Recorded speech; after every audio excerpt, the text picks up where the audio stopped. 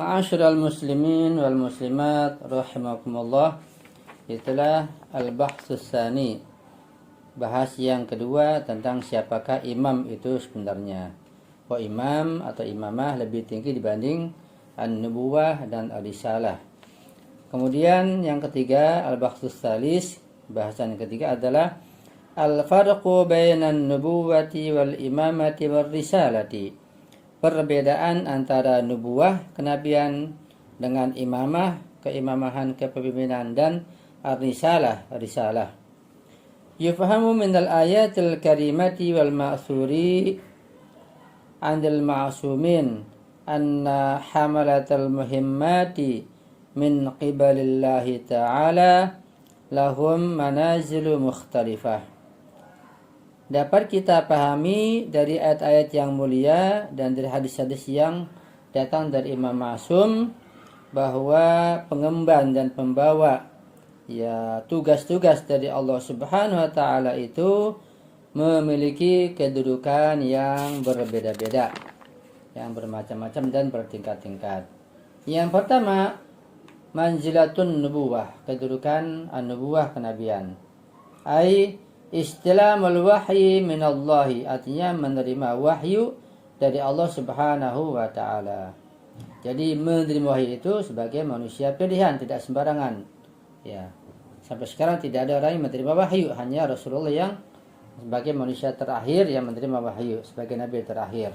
Itu kedudukan yang sangat tinggi, kedudukan nabi atau derajat atau manzilah an-nubuwah. Fan nabi walladhi yanzilu alaihi al-wahyu. Maka seorang nabilah di mana wahyu itu diturunkan kepadanya. Wa ma yastalimuhu minal wahyi yu'tihi lin-nasi in talabu minhu dzalik. Dan apa yang dia terima dari Allah berupa wahyu, dia akan sampaikan kepada manusia jika dituntut atau diminta untuk disampaikan. Itu yang pertama, kedudukan atau manzilah an-nubuwah.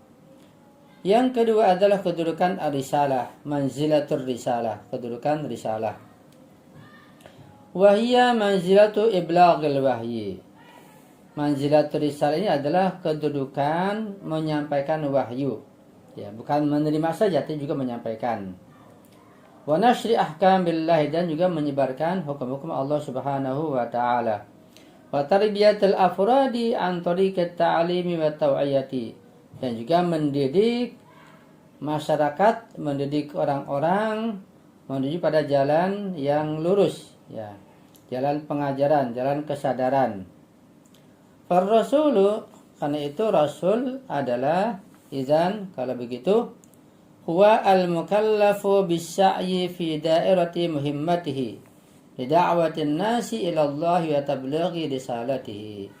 Jadi rasul itu kalau begitu adalah seorang manusia yang mukallaf, yang diberikan beban dan tugas untuk berusaha di dalam mengemban dakwah, kepentingan dakwah, mengajak manusia kepada jalan Allah Subhanahu wa taala, dan juga menyampaikan risalah yang datang dari Allah Subhanahu wa taala.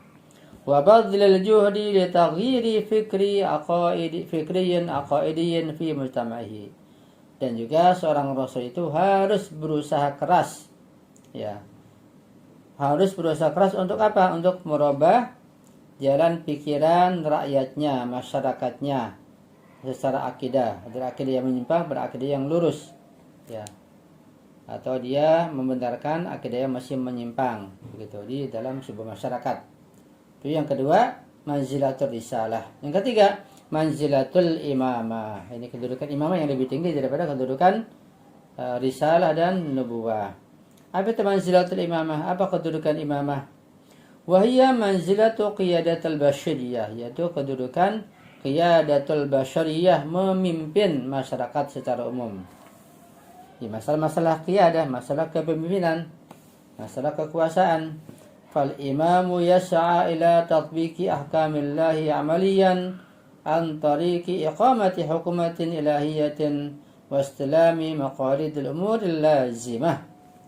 Oleh karena itu imam adalah seseorang yang berusaha untuk mempraktekkan dan menerapkan hukum-hukum Allah secara terbuka, secara nyata, ya, lewat jalan atau dengan melalui mendirikan hukum ilahiyah, pemerintahan ilahi, ya. Kemudian juga wastilami maqalidil umur al-lazimah, dan juga menerima berbagai macam beban, ya, urusan yang seharusnya untuk dilaksanakan. Itulah kedudukan imamah. Harus mendirikan sebuah negara, ya. Ada undang-undangnya, ada tatarannya, ada aturannya, gitu. Jadi negara yang ada sekarang sebagai mukaddimah untuk negara yang akan dipimpin oleh imam zaman nanti, insyaallah. Kita doakan semoga rahbar ini menyerahkan bendera wilayah ini kepada imam zaman dalam waktu yang tidak lama. Amin ya rabbal alamin. Sehingga dunia dipenuhi dengan keadilan sosial, kesejahteraan, ya, dan berbagai penyimpangan akan diberantas insyaallah. Bi ibaratin ukhra, dengan ungkapan yang lain, muhimmatul imami tanfidhul awamiril ilahiyah, bahwa tugas dan kepentingan seorang imam itu adalah melaksanakan berbagai macam perintah ilahi, perintah Allah Subhanahu wa taala. Bainama taqtasiru muhimmatur rasul ala tablighi hadhil awamir, sementara tugas dan kepentingan rasul itu terbatas pada menyampaikan perintah-perintah Allah saja. Nah, tidak diperintahkan untuk mendirikan negara Islam. Nah, itu perbedaan antara nubuwah, imamah, dan risalah. Jadi bahwa imamah itu jauh lebih tinggi dibanding an-nubuwah dan ar-risalah. Ya, itu yang bisa kita pahami dari pembahasan yang kita bahas barusan. Oleh karena itu pada pembahasan tentang masalah imamah ini perlu kita pahami dengan sebaik-baiknya. Kemudian pembahasan yang keempat adalah manil zalim, siapa orang yang zalim itu.